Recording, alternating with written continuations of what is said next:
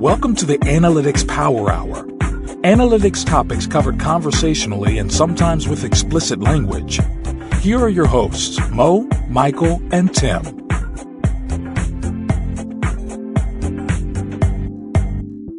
Hi, everyone. It's the Analytics Power Hour. This is episode 206. You may have heard the phrase, the data is the data. It's kind of a nod to the idea that in data we can find some sense of objectivity and truth, but practice in the field for any significant length of time, and you learn that data and its uses are inextricably linked to the intent, purposes, and inclinations of the people involved. On the one hand, there are people who intentionally misuse data to achieve their own ends. And then there are also unforeseen problems or honest mistakes. But to the people impacted by either end of that, the result makes no difference. And sure, bad data online might make a less than desirable customer experience, but as data and AI become ubiquitous in society, the use of it impacts marginalized populations all the more. Let me introduce my two co-hosts for a conversation on this topic. Hey, Mo, you're the marketing leader of analytics at Canva. Do you run into this problem? I am so excited about this topic, I can't even contain myself. I think we all are. And Tim Wilson, Senior Director of Analytics and Search Discovery. You saw our guest speak at a conference, and that's how we found out about her. So I know you're excited about this. I'm excited, and I'm sure that I am running into this problem and unaware of it in many of those cases. So yeah, I'm glad we're going to just solve it in the next that's 45 minutes. Yeah, I'm Michael Helbling. I don't know about solve, but we did want to bring on a guest who I've alluded to, someone who has identified this challenge much earlier and has shaped her career around it. Renée Cummings is an AI ethicist, data activist, criminologist, criminal psychologist, therapeutic jurisprudence specialist, urban technologist, and consultant. She is a professor of practice in data science and data activist in residence at the University of Virginia. She is the founder and CEO of Urban AI and a leader in women in AI ethics. And today she is our guest. Welcome to the show, Renée. Thank you so much, and thank you for having me. It's certainly an honor. We feel like the honor is on our side. So we're so excited to have you and to start this conversation. I think for our listeners and even for us, I'd love to understand more how in your career you saw a need to move in this direction and what started you on this path into AI ethics. And to have the coolest job title ever of data activist as well. Thank you. Thank you so much. It's a question that I get all the time, and I say, as a criminologist and criminal psychologist, I worked in data for a very long time. And two things made me invite myself to this data science party. One were the risk assessment tools that were being used in the criminal justice system that were creating these zombie predictions and overestimating the risks of Black and brown defendants. And the other was looking at the kind of trauma that's related to data. So it were the risk assessment tools and something that I call data trauma that really brought me into the space. And that's what I did. I invited myself to this data science and AI party, and I really started to speak publicly on ways in which we need to rethink data science and AI within the context of justice and equity and diversity and inclusion, and how we need to use a trauma-informed approach to data to build data that is sustainable, to build AI that is sustainable and resilient, as well as AI that is responsible and trustworthy. And if it is that we really wanted to design or develop or deploy or adopt an AI that is mature, then it has to have the kind of life experience and the kind of intuition and the kind of understanding and the kind of sensitivity that is so prerequisite to what it means to be human. Whew.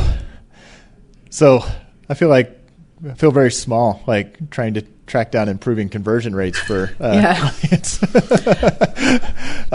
Can you talk a little about what data trauma is? I mean, trauma is it's a word that has pretty heavy connotations. Like what's kind of how do you define that or explain what data trauma Well, the easiest is? way to think about it and to look at it would be the history of data.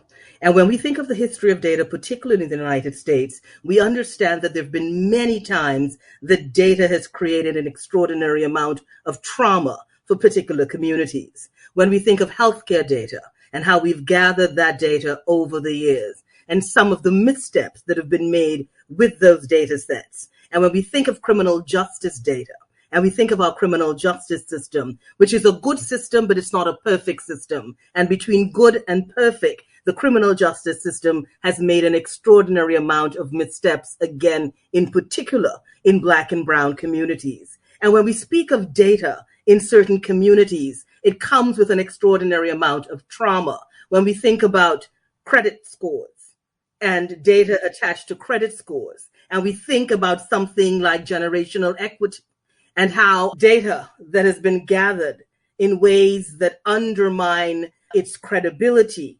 We think about digital redlining, and we think about so many ways we have used data to create trauma, intentionally or unintentionally, in certain communities. Then we understand that when the word data is spoken in certain communities, the connotation is not always a positive one. It could bring an extraordinary amount of stress for particular communities. So the history of the data set, the memory in much of our data sets, the fact that the data continues to remember the trauma and that history of sometimes pain that it carries forward, it means that we have got to think critically about data science and our data sets and how we use those data sets to create a future. Because what we continue to see, we are using data-driven technologies in ways that are brilliant and transformative, and ways in which we can really enrich the human experience.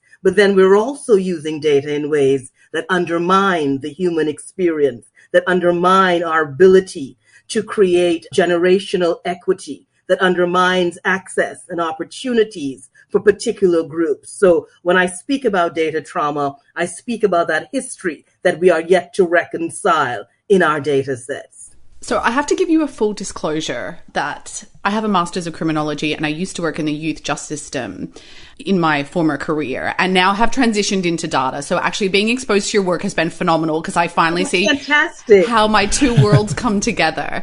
But I think the thing that like I'm kind of trying to wrap my head around, because like now I work in a very different data space, is that when we talk to sort of machine learning engineers and data scientists and like everyone thinks this problem starts at the model building. And I'm curious because as we talk about like data trauma and like I know you've made some comments before about the collection of data, which I thought was really fascinating. It sounds like this inequity in what we're building starts much earlier. It definitely. And, recently I was reading an article in the Harvard Data Science Review. And it was very interesting. And I think you're going to like this because you have a background in criminal justice. And it's not verbatim that I'm quoting here, but it speaks to the essence that if you interrogate the data long and hard enough, you will get a confession. And that really is what data science is about.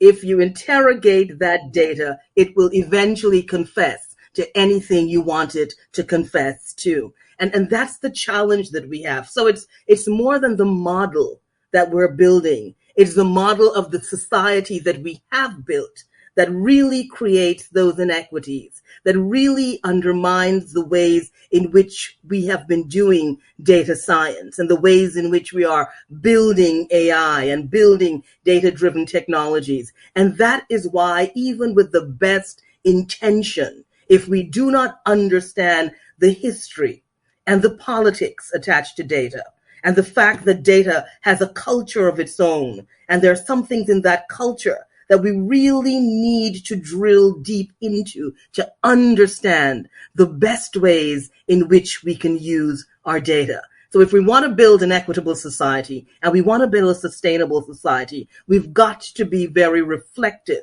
and intentional when it comes to bringing an ethical approach to the ways in which we are doing big tech. So one thing that just I feel like I'm flashing back to kind of the start of my career in criminology. And the one thing that I found really challenging was getting people to care. Because, like, obviously the criminal justice system, it's a tricky space, right? Because people kind of think of as people that are in that system is different to them. And I feel like this is the same it's the same problem when we start to talk about the fairness of our models or the outcomes of what we're building in AI and machine learning. Like, how do we get people to care about this? Because a big part of it is, like, basically everyone in this process has to understand the ramifications of the work they're doing in order to help fix it. But it seems like there are people that are very passionate and interested, and there are some people that are kind of like, oh, the model will figure it out. And getting them bought in, I don't know how.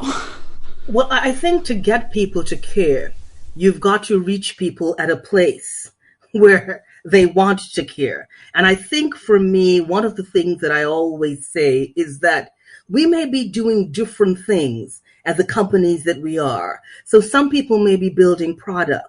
Some people may be creating processes. Some people may be reinventing systems. Some people may be using data science and AI for entertainment and fun. But when we think of it as a collective, what we are all doing with data is building a future. And that's what we're doing. When all of these things come together, they come together to create our future, what our future society is going to look like. So to get people to care, they have got to understand that they need to have a stake in the future. They need to have a stake in their future. They need to have a stake in the future of their generations. And they also need to understand something like data that you do not see works together with machine learning and deep learning and unsupervised learning processes and the many processes that are now being pressed into service,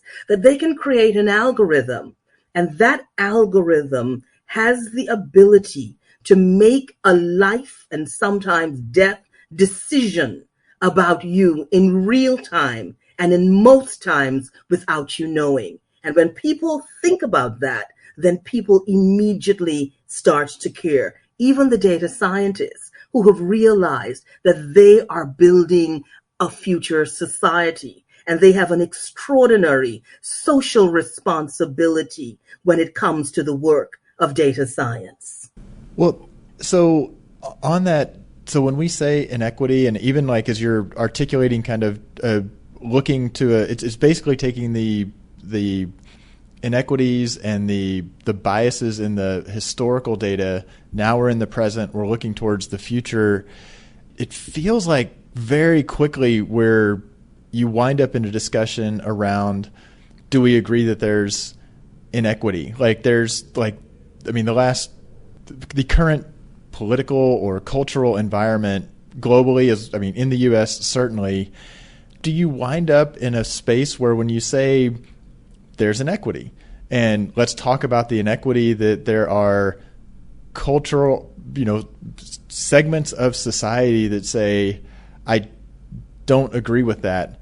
I don't believe that there was a historical problem or a current problem or a future problem. Like how quickly does the data challenges bleed over into the cultural and societal, I guess, rifts or challenges? Like those are groups that I think in many cases don't really want to look at the data anyway. Like, does that make sense? Like, how do we, yeah. I've never met someone who has not believed that there is inequity in society. I think people appreciate that.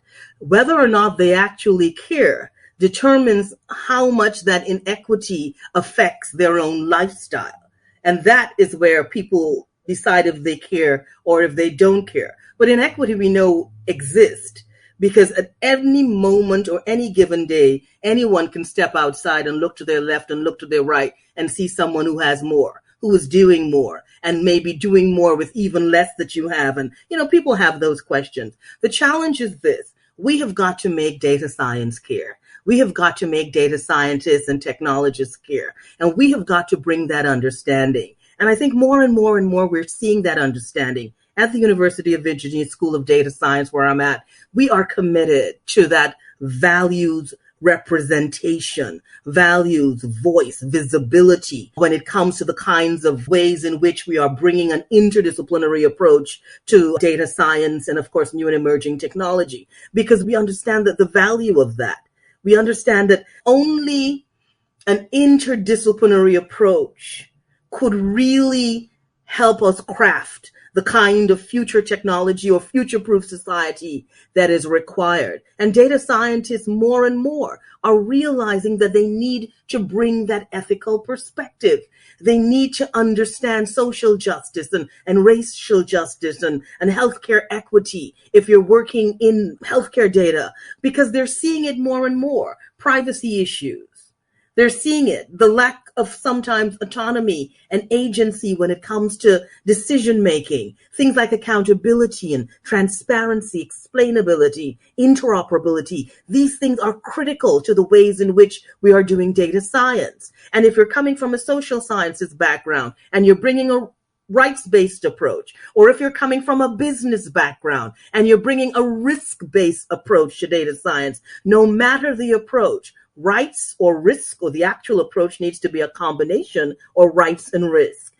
Even if you are thinking only bottom line and business model, you will appreciate if you do not bring a justice-oriented, trauma-informed approach that deals with equity, diversity, and inclusion, then you are bringing an extraordinary amount of risk to the work that you are doing. And that risk is going to meet you somewhere across that data science workflow or the life cycle of what you're doing. You're going to meet that risk. And when you meet that risk, that is where it becomes very unfortunate, because it can be reputational damage for the organization. It could be financial damage for the organization. You can find yourself in the middle of a media expose. You can be dealing with regulators, a criminal investigation.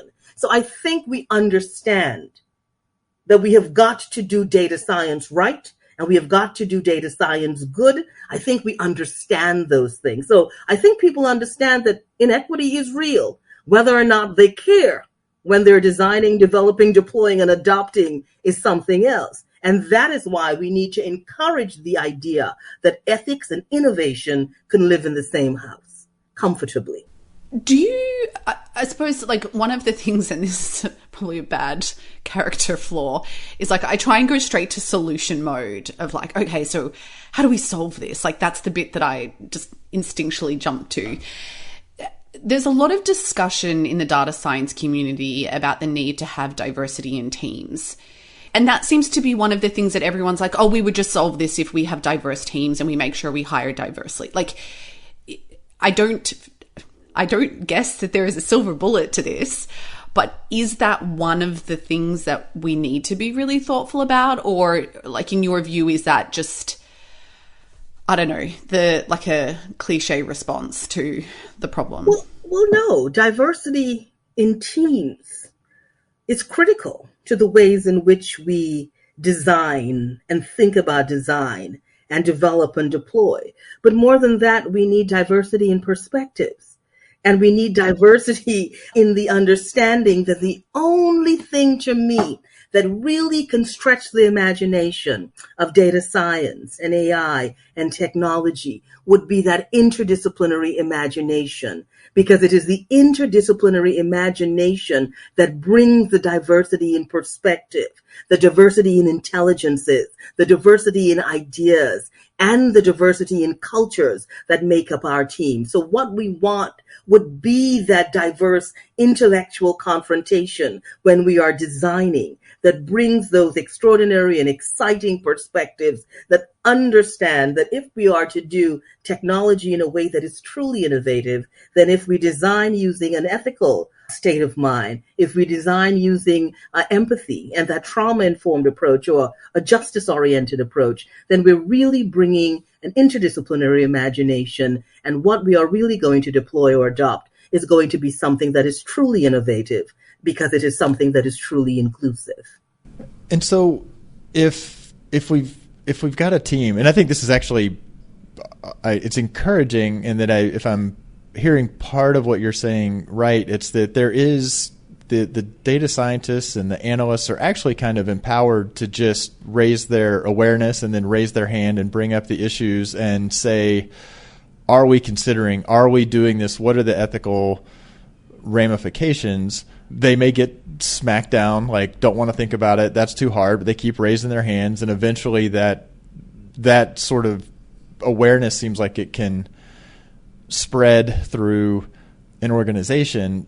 If those are being considered, if there are specific kind of ethical AI considerations that are being considered, does that mean like hard questions emerge and then the organization is trying to answer hard questions and ultimately it's getting to surfacing what are the real values of the organization? Like, I guess maybe this is another angle at the other question. Like, it starts with one data scientist, but then next thing you know, you're sitting with executives and asking really hard questions that are hard.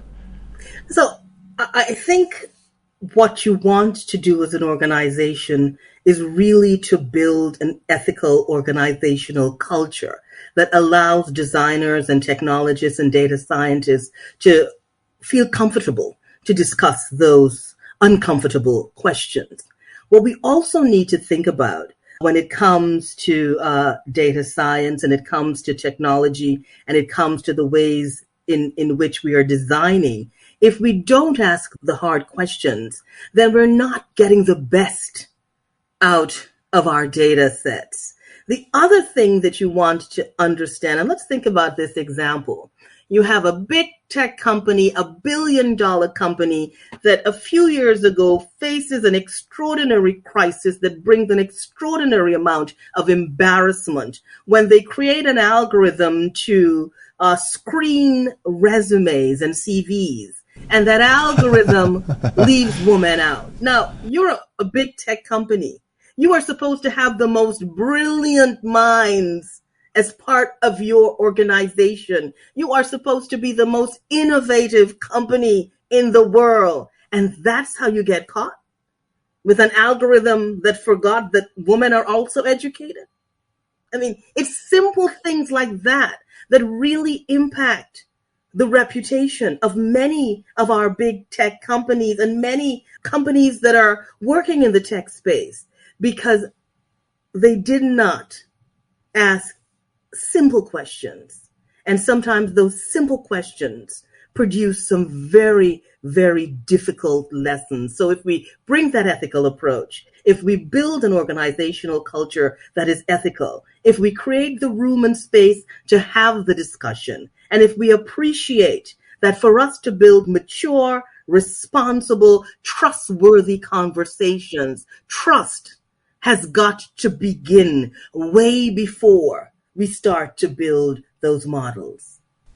But so what do you attribute that kind of mistake to? Because I'm not sure if you've ever read Invisible Women, Data Bias in a World Designed for Men by Caroline Criado Perez. I'm obsessed with her. Oh my God, this is the best. So Renee is currently pulling it out. It's the #2 book on the stack behind her. I am very obsessed with that book. And she does talk a bit about like the teams that are creating this technology. And the truth of the matter is, it was probably a bunch of like white dudes sitting in a room who didn't think about the fact that it's like, how do you, and it's not about attributing the mistake to someone or a team of people, but it's like, what do you put in place to protect from that? I'm just thinking really practically, like, do we need a checklist? Do we need like an ethics committee? Like, what are the like things that we can do as an organization to make sure that's not us one day? Well, I think the simplest thing, and what we're seeing many institutions and organizations and agencies doing, are requesting that our data scientists in particular have that ethical training. So ethical training and ethical certification now for data scientists is becoming almost mandatory, although it's not written in the print, it's becoming a mandatory approach. So at UVA, I teach big data ethics, and I spend a lot of time with our students going through all of those scenarios and understanding that you've got to bring that ethical approach. Sometimes it's the little thing that you did not think about that really undermines the big things that an organization would like to do. So if you understand diversity, if you understand equity and inclusion and trauma and why a justice-oriented approach that looks at due process and brings an approach that speaks to duty of care, it provides a really sharp sense of due diligence that is required when you are building any kind of model, when you are using data. At least for me, the thing that I always say is that you have got to be diligent. So due diligence is critical. You have got to deploy an approach that uplifts duty of care. You have got to pay attention to due process, because data science is about decision making. That's what we're doing with data.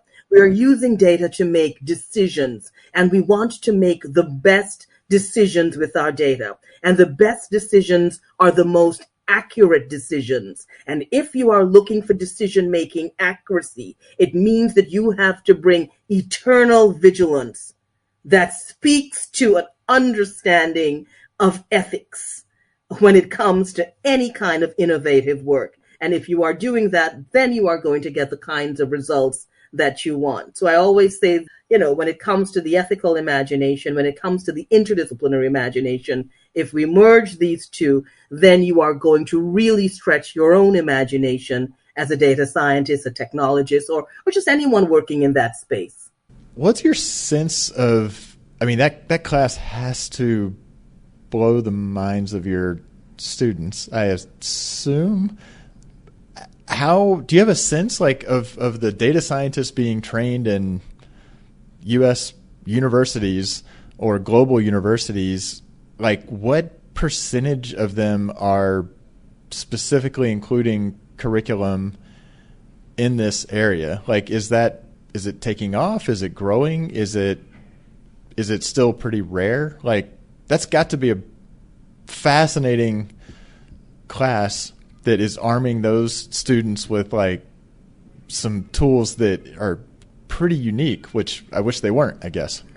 Definitely. I can tell you in my class, it's about taking philosophy to practice. And it really is about bringing that eternal vigilance to the work that you're doing, bringing the knowledge. And yes, data science ethics and AI ethics are now becoming critical to any curriculum at any higher education institution, because we're understanding the social and the psychological and the impacts, the cultural impacts of data, and the kind of ways in which we need to think about it. I'm also at UVA the co-director of the Public Interest Technology Network, and it's called PIT-UN, and many universities, I think over 54, including all the Ivy League as well, are in that, because public interest technology is so critical now to the tech space, which is we are building technology in the interest of the public. And if we are to do that, we have got to get that community buy-in. We have got to get communities involved in building the technologies. And if they can't build it, at least give them the kind of understanding that is required. So as a data activist in residence, one of the tools that I am building at the moment with some very dynamic data scientists is a digital force index. And that digital force index produces a digital force score. And that digital force score is really a score that looks at the amount of technology, the amount of surveillance technology that is being deployed against you in any particular space. So we have collected an extraordinary amount of data around the technologies that are being used by law enforcement, by protective services, by national security, by private security agencies, and we have collated and compiled, and we have come up with a score. And this score tells you if you are in a particular space, high, medium, low, how much surveillance is being deployed. But it also is a way to get communities involved in the conversation around surveillance tech, and to get police agencies to understand not every problem or challenge in a community requires a technological solution. Some things still require a community-driven approach, or an approach that is built on empathy and cultural sensitivity and appropriateness and relativity to really deal with communities. And also for us to see the kinds of budgets that are being expended on things like surveillance tech, and for us to understand that, techno-determinism and techno-solutionism and a technological solution for everything is not always required. But the main thing for me is futures literacy and bringing communities in the conversation, because I am very passionate, as you may have realized, about data and AI, right? And I always say, but I was not there for the invention of the printing press, but I am here for AI, and I am here for data-driven technologies, and I am going to have some kind of involvement, if not as myself or through the work that I do with my students, to understand and to let communities and people understand that this is how we're communicating now in technology, in particular in algorithms, and you need to be literate, in what happens in the future. And it's just really important that we need to bring that kind of literacy to our society, because so much is happening in the data science and AI space. And, data is something that you don't often see. It's something that you can't touch, but you're creating so much of it that's being monetized. And one of the things you don't want is for that to be weaponized against you, your family, your community, or future generations. All right. I've got so many questions, but I'll try to pare it down. So one thing I wanted to go back to, you mentioned, as we were talking sort of about how to build teams or diverse teams, but also build diversity of perspective. There's another phrase that I've heard used, and I'd love for you to juxtapose those for our listeners a little bit and give a sense of how they contrast, which is the concept of diversity of perspective and the concept of diversity of thought. I don't know how that gets used. I've heard that used in corporate settings, like we want a diversity of thought, but diversity of perspective, I would love to hear you kind of look at those and sort of compare and contrast them a little bit for our listeners, if that's okay. Sure. And I will say it's pretty much the same thing. It's about thinking, it's about thought, it's about perspective, it's about ways of seeing. So it's just another way to say the same thing. So diversity of thought is really diversity of perspectives. What is new is diversity of intelligences, because we've got to understand that, there are many intelligences that we need to use, from emotional intelligences to neurodiversity, which are also critical, because for me, technology is about collective intelligence. The best of the human mind and the best of the technological mind coming together and working together to build the best society that we can build. And I always say we may never get a perfect society, but we can certainly get a better one than we are in today. Yeah, I love that. No, I appreciate that. I felt like sometimes I've heard diversity of thought be used as a way of saying we don't want to build diverse teams. It's like, well, people will just think differently. That's enough diversity. Yeah. So, I get what you mean. I don't know that that's how that was being used, but it didn't feel like. Pretty sure that was a middle-aged white dude who coined that. I don't know. Coined that one. He probably had a podcast too. Well, what middle-aged white guy doesn't? So, anyways. So you felt they were using diversity of thought as another way of thinking of, we don't need diverse people, we just need diverse thought. Yeah, and I feel like in a certain sense, like that idea of perspective was, I feel, maybe a deeper way to say it than the idea of thought. And that's why I had the question. The second thing I would love to just sort of talk about a little bit more is, I think one of the things, let's talk about perspective, which is around the perspective of trauma.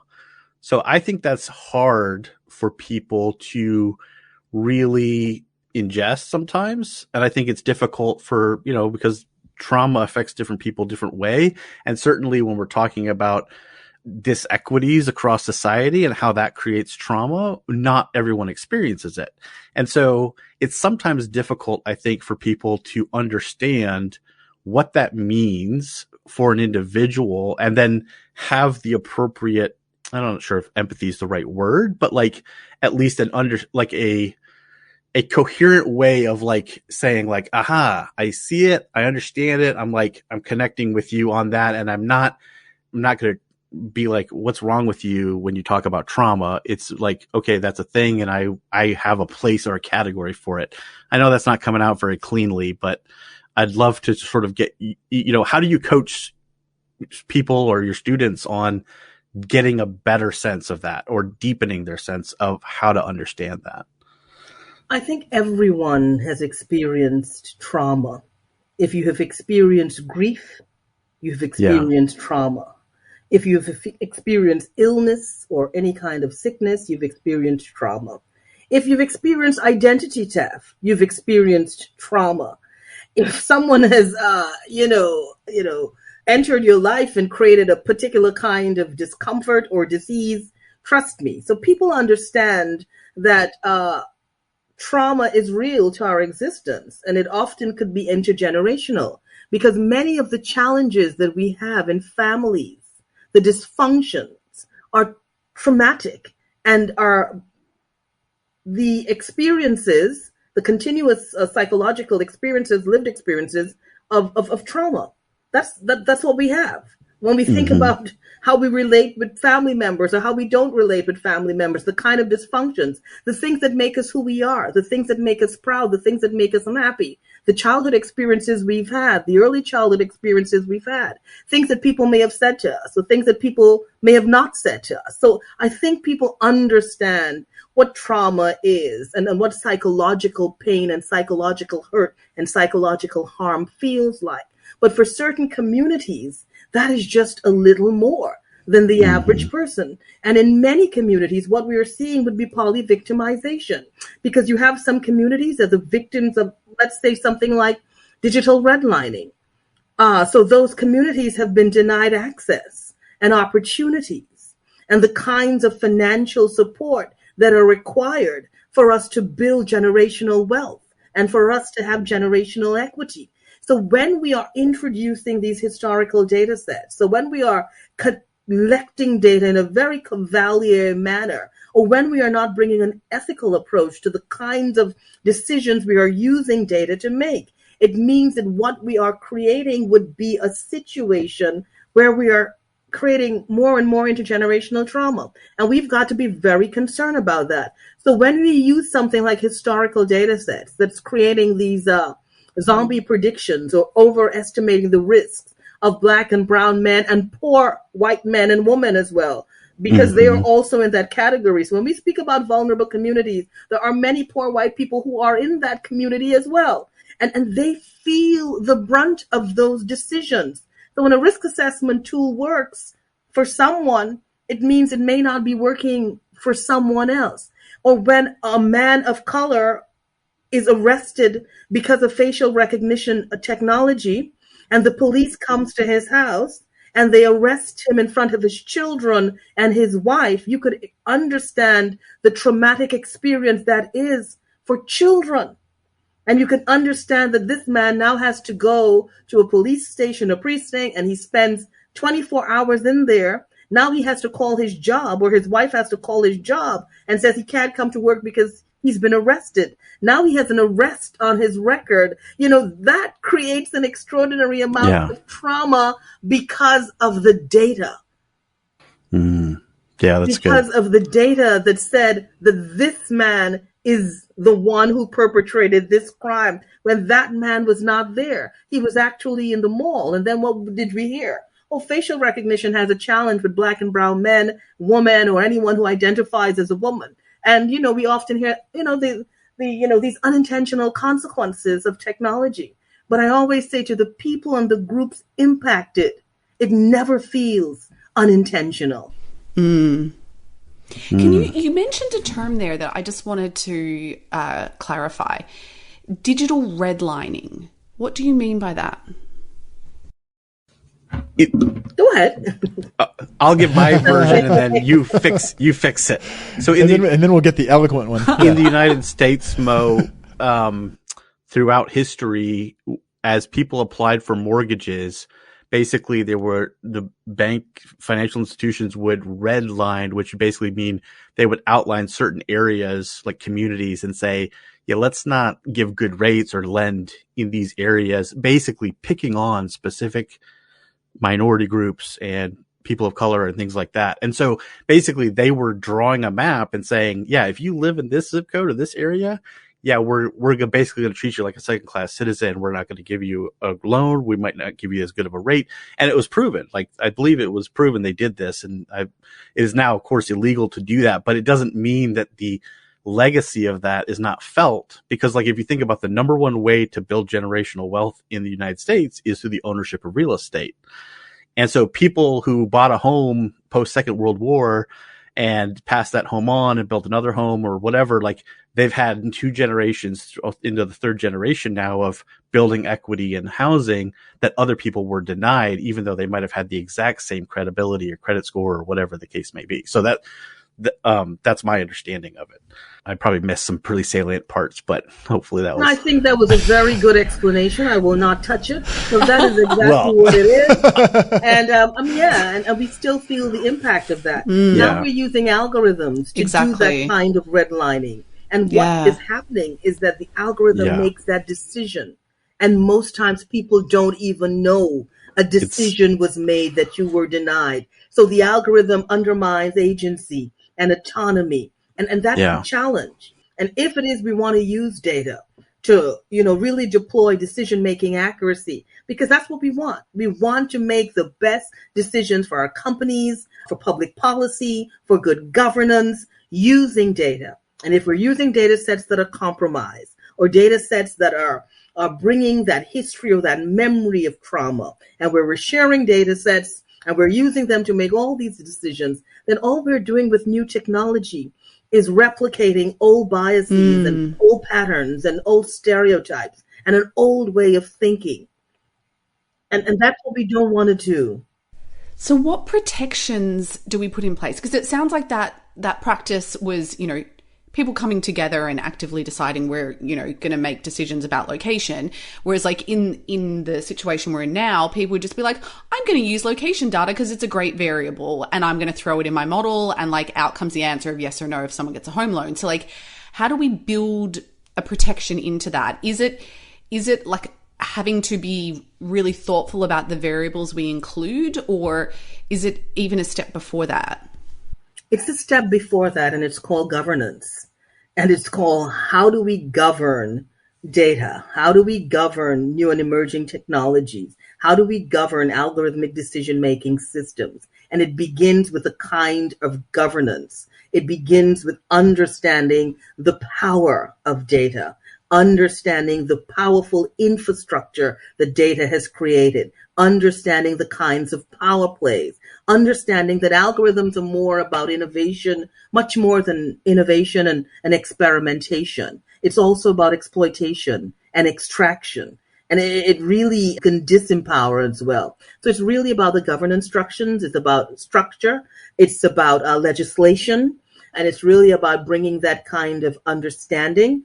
In the United States, most recently, that we had the AI Bill of Rights deployed by the White House, which brings that kind of rights-based approach and as well as a risk-based approach. It is not law. It's not legislation. It's just about building an awareness, but it is a start. Of course, we know we have the EU GDPR. We also have the EU AI Act. That is something that's being discussed at the moment. Again, these things could be very, very powerful, but they also need to be global for us to understand that, when we think about data, we've got to think about it in a global context, and we've got to understand the power of data. And I think that is something that we are yet to truly understand, how powerful data is. And it can do brilliant things, transformative things, but it could also do very harmful things.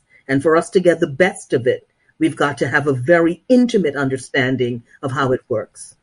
So I love that you brought up the blueprint for an AI Bill of Rights, because that's, I think, reasonably hot off the presses, and it's kind of structured.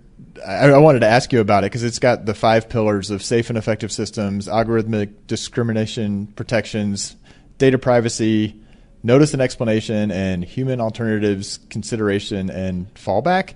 I did not rattle those off. Clearly those were in my notes because I was curious, like, those look great, to me. And I don't know if you've dug into those, like, are those solid? Is that a good framework to work from? Are there blind spots in it that you already see? Like, what is your take on?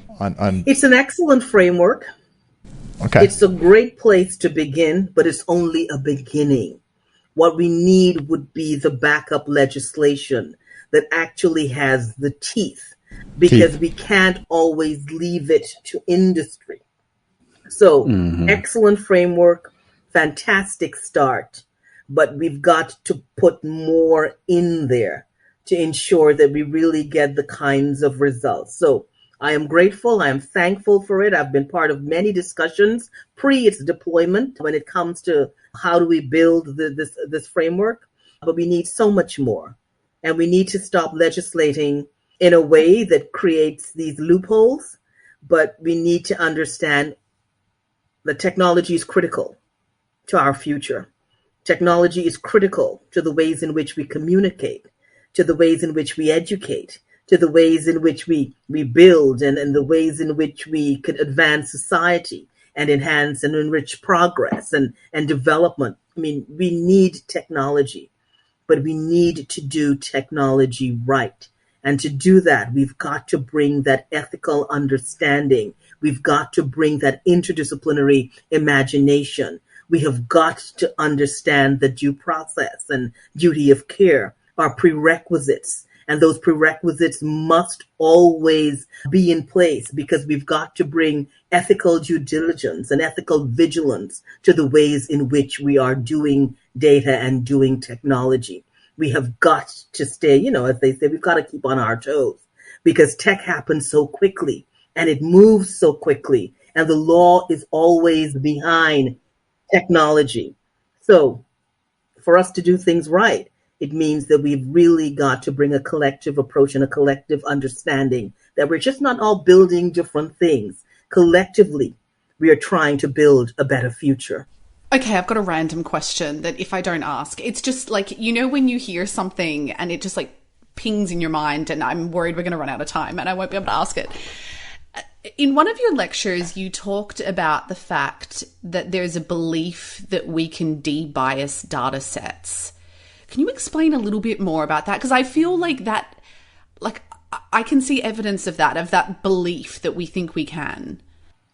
So the belief is we can probably build an algorithm to help us de-bias our data sets. So we can bring a technological approach to a technological problem to help us come to a technological solution. And that is a major challenge. What we need to do is start with our thinking, that understanding of the history, bringing that ethical approach. And yes, we may be able to get technical support from an algorithm. But one of the things that we must never do or feel comfortable doing is believing that an algorithm is going to help us solve the problem with an algorithm when an algorithm is the one who got us to this problem, right? So one of the things I always say as well is that we never want to reach to a place where we've got to deploy an algorithm or design an algorithm to teach us what it means to be human again. So let's bring our collective intelligence to the space. Let's bring our emotional intelligence to the space. Let us build big things, but let us build ethical things that ensure that what we lift up and what we celebrate always is our humanity and our differences. And, always understand that voice, visibility, representation, people, technology is about people. I'm laughing because I just want to say something to Tim right now. It's all about culture, Tim. It keeps coming back, but so true. So true. All right. Well, we do have to start to wrap up. This is an amazing conversation. Where can people go to learn more? I think is probably the last question I want to ask you. Besides enrolling at University of Virginia and taking your class, how can a data scientist or a machine learning engineer or a data engineer, analytics engineer, where could they take a next step, or what's a good resource or something like that? Maybe you don't have to, obviously we have no time to discuss exhaustively, but be like, here's a good idea for you. Take this one and work on it. Well, the best idea is UVA, School of Data Science, because that is where I am, and that is where you can always interact with me. You can check the website, click on School of Data Science. My email is there, my number is there, and we can just get involved in those kinds of conversations. I'm also on every social media platform. And of course, I speak internationally, so that's another way to engage with me. And the best way would be to invite me to have a conversation with your data scientists and your technologists, and of course, into your C-suites, because if we are to get ethics right, we've got to get it right from Main Street to the C-suite and from C-suite back to Main Street, because it's all about us. Because what we're building, as I keep saying... You're going to have like hundreds of data people reach out to you after this, including me being like, please come chat to us. It's conversation. Ethics needs to be a continuous conversation, because the one thing we know about AI is that we really don't know about AI. So we need to have that conversation flowing. All right. Yeah, we do have to wrap up. Thank you so much for the generosity of your time and experience. This has been such an amazing conversation. One thing we love to do is go around the horn and share something we might be of interest to our audience, called our last call. So, Professor Cummings, you're our guest. Do you have a last call you'd like to share? I think my last call would be to just, keep an open mind and understand that this technology is a beautiful thing. And for it to be beautiful, it has got to include all of us, because that is the beauty of society, and the beauty of humanity is the beauty that we bring to the space. I love it. That's great. All right. Mo, what about you? What's your last call? It's really hard to follow that up. I kind of feel mine's like Yeah. I was like, yes, Mo's going next. So Yeah, so I've actually been spending a lot of time thinking about data strategy at the moment, and kind of like the next 3 years and where the industry is going. And I stumbled across this HBR idea cast called To Build Strategy, Start with the Future. And funnily enough, it actually brought me back to my youth justice days, because a lot of it is doing that thing of like, okay, well, if you've got this goal that you want to get to in 3 years, how do you work back from that? But it was a really nice podcast about strategy. If anyone else is doing anything on data strategy, I would love you to tweet me some links or things that you're reading that have been useful, because it's a space I'm really interested in at the moment. Outstanding. Nice. Okay, Tim, what about you? What's your last call? Well, I am not going to be able to shift as smoothly there, but this is just the timing has happened. This is like very tactical for the digital analysts who are out there who are dealing with this whole Google Analytics 4 is coming. There is an absolutely amazing resource that Jason Packer has put together that is alternatives to Google Analytics. And that, I know, sounds like it's just somebody did a little checklist. It is a very robust 2-part ebook that is available at gaalternatives.guide. He is selling it, knowing what he invested in this. He is barely going to kind of break back even. I will bridge to, he is very passionate about this, and he is a very humble individual who has put a lot of work into something that is both funny and crazy informative. So my plea would be that if you are anywhere dealing with the, wow, Google Analytics 4 is causing me heartburn, what else is out there? It's a super comprehensive, really, really well done resource. The second thing is I would beg you to not get a copy and then share it around to everyone, because this is not something, he is not a massive consultancy where finding your back door to get the PDF is cool. That's not cool. So check it out. I have read it. I have also purchased it, and it's a great document. So that's a unsolicited plug for that resource. What about you, Michael? Now you're going to wind up with something that's... Well, it's tangentially related. I recently discovered that our good friend of the podcast, Sergio Maldonado, CEO over at Privacy Cloud, has a podcast. And I was like, well, that's pretty cool. And I listened to a couple episodes, and it's awesome. So I highly recommend you check it out. Michael, the first rule of podcasting is you don't promote other people's podcasts. Whatever. We share everybody's podcasts. This is how it all works. Anyways, it's called Masters of Privacy, and it's very interesting. He covers a lot of topics. He's from Spain, and so a lot of this is covered from the European perspective, but he's interviewed people that we've talked to on the show, like Corey Underwood and some others as well. So recommend it. Sergio's voice is extremely soothing and wonderful. Oh. So it's, he's awesome. He's an awesome person, and he's fun to listen to. So there you go. All right. Well, no show would be complete without a mention to you, the audience, we would love to hear from you. And what are your thoughts? How are you engaging with this in your companies? We'd love to hear from you. The best ways to do that are on the Measure Slack group, or on Twitter, or through our LinkedIn page. So we would love to hear your thoughts and comments. And of course, no show would even be possible without the extensive efforts of our awesome producer, Josh Crowhurst. So we thank you very much for that. And once again, Professor Cummings, I just want to say thank you again for taking the time.